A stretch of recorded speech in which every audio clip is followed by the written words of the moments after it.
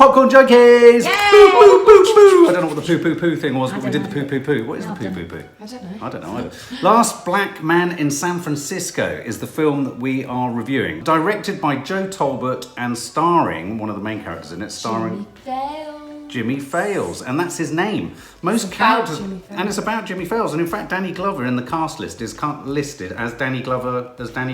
Yeah. Okay. All their names are their names, so everyone is playing themselves in this film. Okay. Why? Because Jimmie Fails, the lead actor, is best mates with Joe Talbot, and as young teenagers, they vowed that they wanted to make a film that's essentially based on Jimmie Fails' own childhood experiences. It embellishes it slightly within this film, but the idea that he grew up in a sort of luxurious house in a sort of slightly more affluent neighbourhood, a white neighbourhood in San Francisco with his grandfather, and then they lost the house, and he sort of fell into childcare and stuff like that. I didn't recognise him from anything, and that's because it's his first film, Jimmie Fails. It's his first time as an actor. And Is there something about his face I recognised, but I didn't know that was just from the trailer. And it's Joe Talbot's first film as well as a director. So, and they started the whole project with a Kickstarter page where they raised $50,000. Danny Glover saw this, got in touch, said, I'm willing to jump in on it. Contribute, crazy. up the money, A24 came in, bish bash bosh. I also really loved the other guy, the other actor.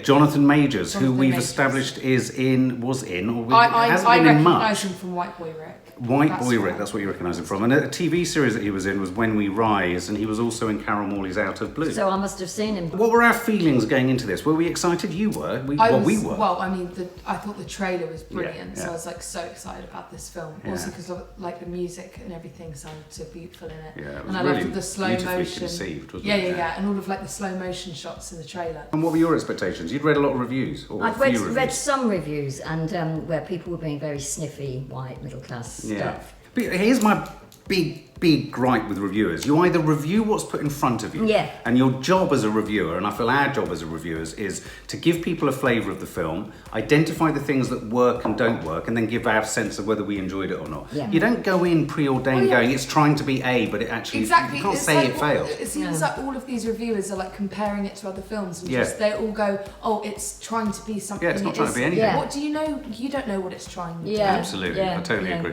That said, as I sat down, and I think this is what's happening maybe with some critics, as I sat down, I do sometimes get a little bit weary when I see, audience award at Sundance or jury prize at Sundance, that you're going to get slightly this photo fit American indie film that's going to have all those constituent elements of, portrait shots, depth of focus, kooky kind of soundtrack, tracking shots, slow-mo, which it has all of those things in it. But it has I feel, and we'll get onto it, I feel it has a hell of a lot more. And essentially you've got the main character, Jimmie Fails, and then you've got his friend, Jonathan Majors. And at times I was wondering whether they were a gay couple. And I think there was the inference with the gang. But they're essentially two friends, and they do essentially squat in a house. That Jimmie Fails is under the assumption was built by his grandfather. And yet what I love about this film, in a sense, and you have to kind of give away the end in order to be able to get a grip or be able to tell the whole story. So it's a really quite a long shaggy dog story of him telling this elaborate sort of story of how this was built by his grandfather. You feel all the family members of his family have bought into this, and everyone's supporting this myth. Now, you identified, Maddie, a bit of an issue with the first shot that I was going to gloss over, but I think you're right. I like the very first, because I get so particular. The very first shot is that little girl running along the street, which I really like. Yes. But the main bit of the beginning of the film was the preacher standing on this little box, and I liked the shot, but there was something about the light. Way the lighting. Well, it also, like you said, looked blue screen. It did. 2 blue screens. I was struggling. I don't know if it was actually real and it just looked fake because it was beautiful. But he also had this light on his face that looked like a big studio light. It didn't look like real lighting. And the sun was yellow and his face was white. And from the light was like white on his face. And I there was something that kind of, it just threw me off a bit. Like the shot of the two of them sitting opposite him the bus stop was good. And that's why it made it worse, because it was like, why is his shot so... And it was risky, I think, putting that as the beginning. And it was such a big shot that they held, because he was preaching, and you're buying into him preaching. And the whole time I was like... I didn't think that at all, but then I'm not as observant as Maddie. But also, I would posit that I mean, given that it's a mythological, it's a myth. The whole thing is sort of like an urban myth, if you like, or a fable. Fable, yeah. And it can't be true. We know that from the beginning. That's a house and everything. Well, I don't know. I Given don't. that, don't you think that he could have been saying in that first shot that this is? So what, they were kind of using him as a chorus? Yes. Yeah, but it was now you've said that, I do remember there was something different about the first that's a shot. good point. But I took it in the spirit of he's not being clear about what he's giving I think you may be right, but I think like Maddie says... I agree, but when you're just watching it, it just seems like it's bad. If it's the first thing that hits you and you're unaware that this is the device that perhaps... It probably would have worked if it was later on in the film. As a start, you're just like, why is the lighting so and I think just to give listeners and viewers a bit of a grab on that, this, if you were to sort of... This is an incredibly surreal film, and yet it's a narrative film. It's a beginning, middle and end film. It tells a story. But it's not at all afraid, and in fact it sort of relishes going off on utter random deviations and distractions.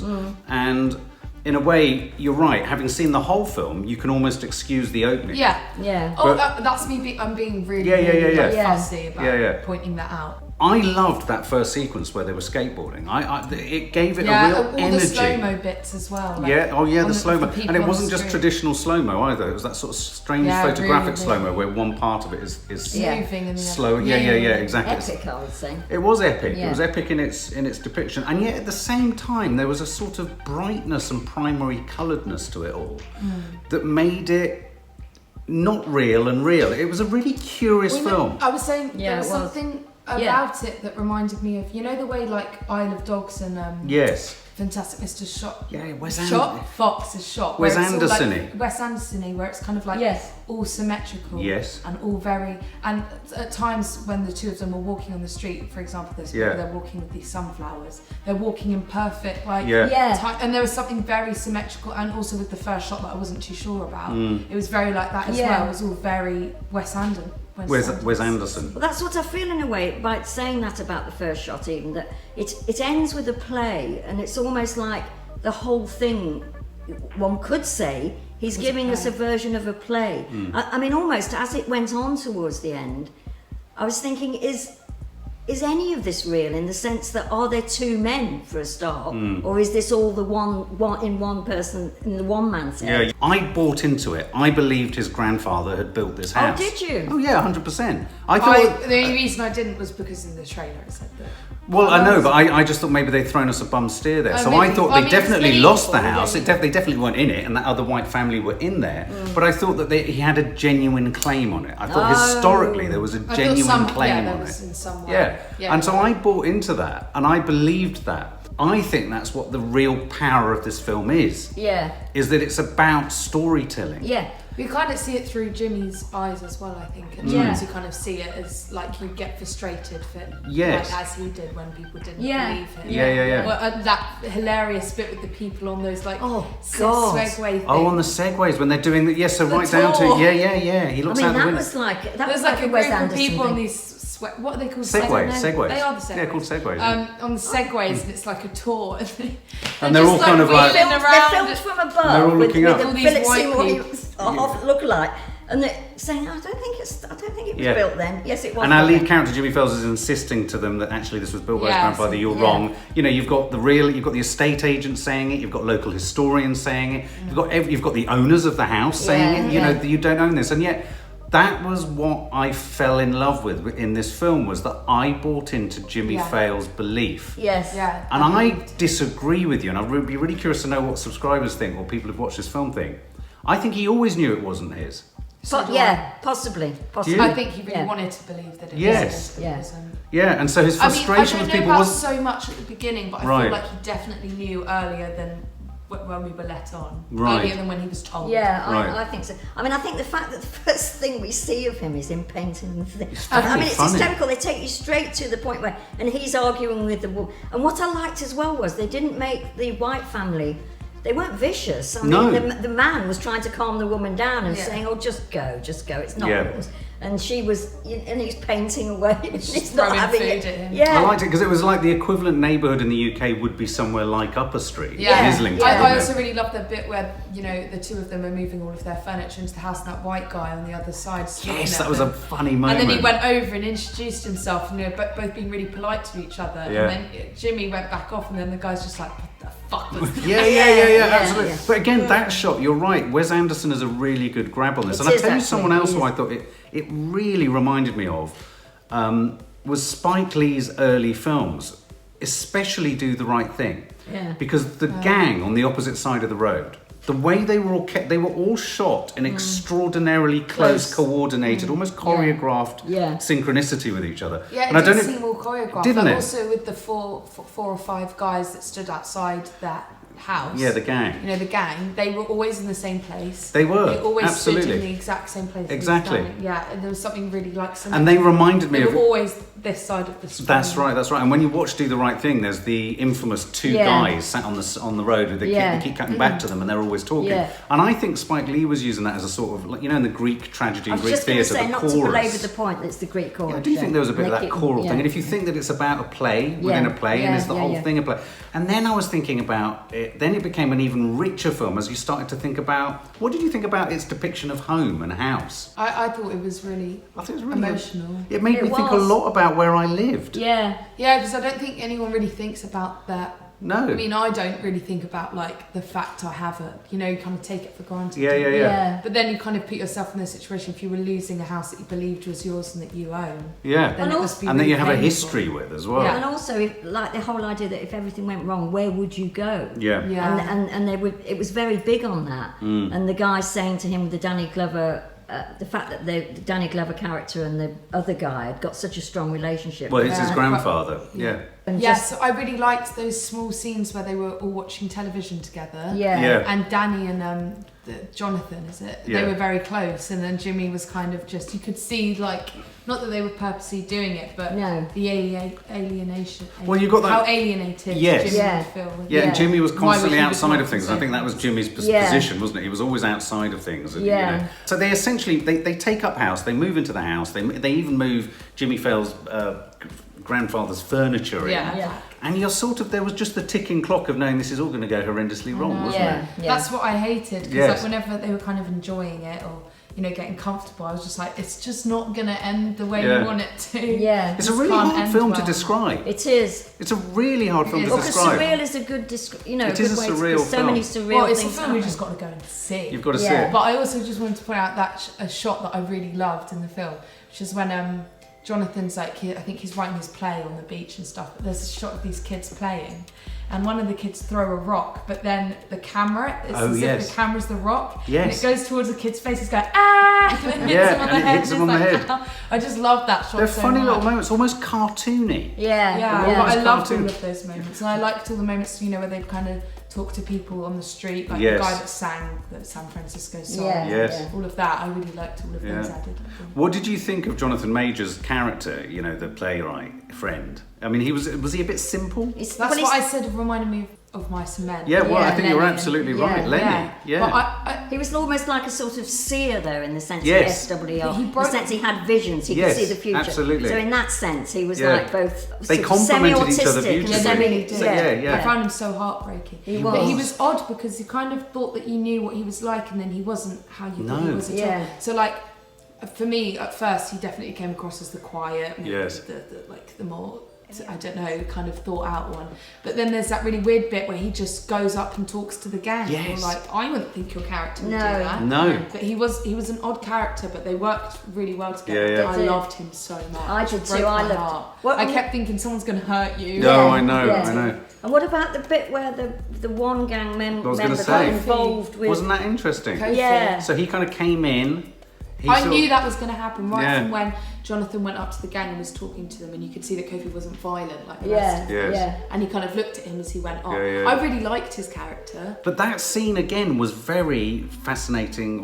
Which one? The Fox, when they were all in the, when they went into the sauna and they were all sitting there sweating. sweating. But that was like the Fantastic Mr. Fox. Yeah, it was that's what very I mean. Wes Anderson. They're kind of almost yeah. Well, I don't know. I really liked it. He's taken lessons from him, actually. I mean, well, when you in say a that, sense, it's so similar. It's so similar, but at the same time, it creates its own voice. Way. Yeah. And but as you say, the structure of the people in the shots, even. Yeah, incredibly formal. It was one of those rare films where every single time new small characters came in, I got so excited because they were all single-handedly brilliant. Yeah, like, whether it be the Segway historian and the Segway riders, they were aunt all great. And the guy that rode the skateboard, like Absolutely. her husband, she was like, "You still look good." Oh my god, yeah, no shit, that's who I was driving at. She was amazing. The aunt, yeah. But also, I mean, I've never been to San Francisco. You have, but I've read a lot of novels about San Francisco. Have you never been to San Francisco? No. And there is this sort of idea that it's full of eccentrics. Yeah. And it really showed you the eccentricity of the people, but in a very fond way. Yeah. Like that naked old man. Yeah. It didn't make fun of anybody, did it? But it just showed you was it like a bus stop? Yeah. Put plastic bag down. Yeah. And essentially, they sort of, in that sort of showing you the background, they covered the thing that, in actual fact, that area particularly was a white middle class area where they all the hippies who were middle class and rich went to drop out, and then that area became their area. Yeah, I mean there are some absolutely emblematic shots in this, and there's the brilliant shot which you've incidentally as a small toddler you walked down that street, the great big hill where he skateboards all the way down. I don't know how he managed to do that. Quite something. There was that scene where he was skateboarding after talking to his dad, and obviously he was angry because his dad told him that the house wasn't theirs. When he was skating down the hill, and he actually did it when he fell off. Yes. I know what that feels like down Crystal Palace. It was an incredibly, at times it felt very European art housey. It was poetic, it was surreal. Yeah, it was so many different things. And yet it constantly had a responsibility to take you back to the beating drum of a story. The characters were all, however small their scenes were, so that when you had that wonderfully odd sequence at the end where the playwright character, the friend, Jonathan Majors, has put his play on in the attic of this house that they're squatting in. This is how. I was so scared that no one was going to. I was so scared, and I was also so scared. What about when he was jumping from side to side playing the part? Tommy Cooper joke, which was so funny, but this was. But it was quite poignant. Very poignant. And then you felt like this was a really sort of like a church spiritual like moment for all the characters in the film. It was like all the characters in the film were there because it reminded me of a film like Being John Malkovich, where what we were being invited into here, given the fact that many of the characters had their own names, that really this was almost like an AA recovery meeting for everyone who'd been in the film. It felt very Spike Jonze to me. It's weird though, because I never for a second thought that the film itself wasn't true. But I never thought that was perhaps being a play or if it was surreal. I totally believe that the... No, I don't think the film was surreal. I think it used surreal devices to show things. So you'd have moments which were just really kind of not necessary for telling the story. No, that's true, but I never... Right. You guys saying it now, perhaps. But watching it, I never for a second thought it was like surreal. Oh, right, you didn't feel... So it just ran truthfully for you. As a sort of, that's interesting. Yeah. So I thought it was a really natural, realistic. Oh right, okay. But it was. That's the weird thing about it is, on the one hand, it was incredibly stylized and incredibly. It managed to avoid being totally self-conscious though. And I don't know that's how. what I mean, because it's like you could say like the bit with the old man sitting next to him at the bus stop's a bit surreal, but actually that's just the weird stuff that happens in real life. Like you sit in West Norwood, a naked person would sit. Well, you're very true. So what you're saying is life is now stranger than real life, and actually it was just surreal. Depicting it. Yeah. Well, it's true. If you think of the photographs of Martin Parr and people like that, you can look at the real David Lynch. Yeah. I think the film just showed stuff that usually. It shows the real stuff that films usually don't show. That's interesting. But also, I wonder if part of the problem for the white, I know we keep, I won't say it again, but the white middle-aged reviewers who know that house couldn't possibly have been his because they know the history of San Francisco and when black people that's not what the film's about. No. But I wonder if they hated the fact that the blurring of the edges. So as Maddie said, she went in taking it totally at face value as somebody of your age would, and somebody, the only people that wouldn't would be people who knew the history of the area. And I think they don't like that. They don't like the blurring of the edges.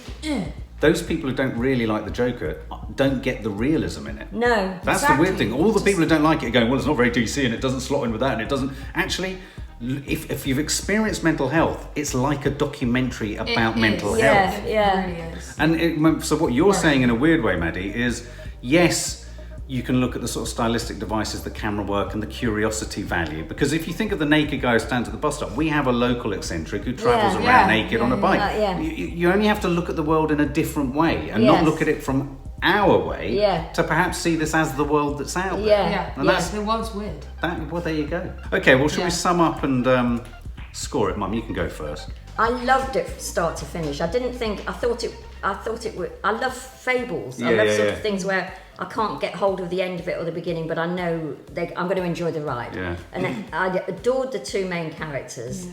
Everybody was brilliant. I mean, I love the look of it. I love San Francisco, which I don't know, but it was fantastic. I was wrong-footed at the right times. I just everything about it. It went on slightly too long. I think if he'd had a bit more confidence, he would have ended it slightly before. Maybe at the end of the play. So I would give it 9. Ooh, a 9. I thought this was a truly magical film. I was captivated and charmed by both the lead actors. I was impressed and surprised by every single new scene. I think every scene that started, I think we underestimate as viewers that we like to think we know what's coming in a film, and often films kind of deliver what they think you're expecting. And this constantly surprised me in very nuanced ways, in very good ways. And so those little kind of surprise moments, whether it be a performance or a line or a scene or an emotion that was generated, I thought was really refreshing. And there aren't many films around like that at the moment that do that. That's what the film language is about. Jazzing it up. It felt like a bit of a jazz riff, actually, the whole film. The soundtrack was wonderful. I also thought it was really interesting. I thought it was a really interesting film about our desire to believe in stories. And storytelling and the magic of storytelling. And also how actually, and I always love the fact that your mum, Nadia, is always shocked by the fact that the Coen brothers used to put based on a true story and that they lied.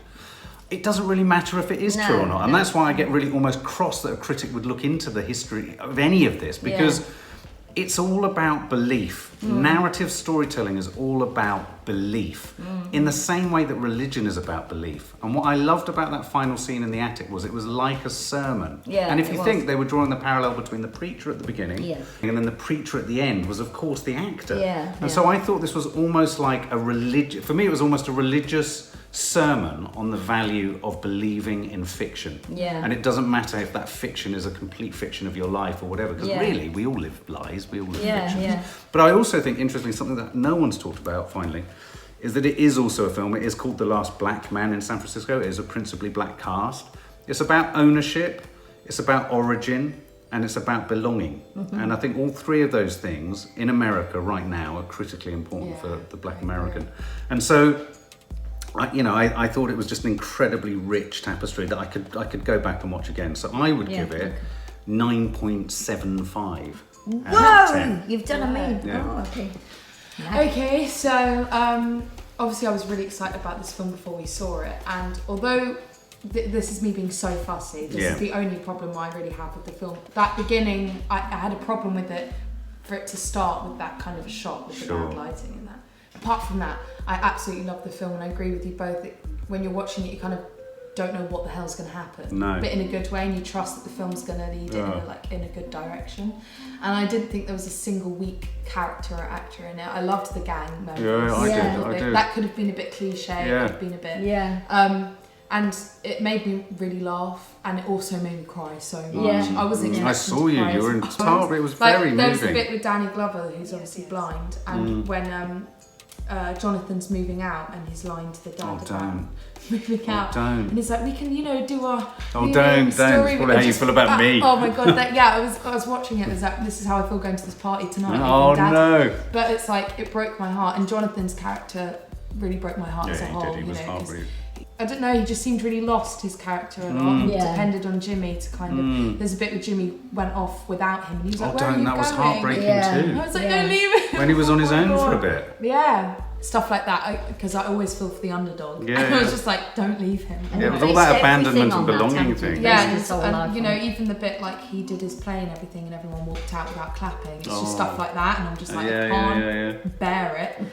It is a big deal. Yeah, it was beautifully shot, and the music. Oh my god! Like Another found soundtrack? out the soundtrack's out. Oh, it is? So I downloaded it just straight Oh, away. And I did really love like the kind of Wes Anderson look to it, the symmetry. Because that's what I love, because I get a bit OCD sometimes by some stuff, and I really liked that. But sometimes Wes Anderson does it too much, whereas I thought this was But willing it was to even free that, up. Because, exactly. It wasn't just that, which is what Wes Anderson's films are just that. I really like the way the gang, they all talked over each other. Yes. And they sort of, they never had listened it didn't to each actually other. matter what they were saying in one sense, but they were all like... Yeah, I loved their a colours unit. as well. They were so colourful. And that lovely bit where he cries in the shoulder of Jimmie. I know. Yeah.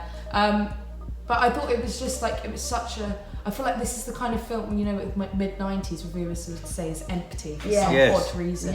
But I think it was such a like soulful film. I It had agree. so much soul in it. It did. And yeah, I mean, I think Kiki also fell in love with Jimmie. Yeah. Well, I fell in love with both of them, to be honest. Yeah. But yeah, and I just loved all of the kind of like the visual poetry sort of thing. You know, like if Bill Street could talk. Yes. It was like if a Yes. poem was visualised. Yes. I felt like that. This film was like that as Yeah, well. yeah. Like the bit where he's throwing the leaves down. And Yes, he's just not catching them in a bag. Yeah. And I love the bit where they're walking with the sunflowers. And Yes. Oh, yeah. Yeah. I just thought, Which was almost like it was out of a. That was like it was out of a European that's film. what I mean. 'Cause Yeah. They were walking like Yes. this. They were really Yeah. formal. And they were, yeah, I mean, I loved every minute of it, but I do agree that it was a little bit too long. It Yeah. could have ended earlier. So I would give this, I'd say 9.5. 9.5. Wow. Here's a thought. Do you think that the playwright was Jimmie's imaginary friend? He had the feeling of an imaginary friend. I don't know whether Jimmie was actually the playwright's I imaginary thought it was friend. one. I thought a couple of times this is one character. you're But talking maybe about. Jimmie felt the playwright's the one with the vivid imagination Yeah. writing the stories. Maybe Yeah. he's written the story and Jimmie Fails is his creation. Yeah. And that's when he's gone. The story's gone. Yeah.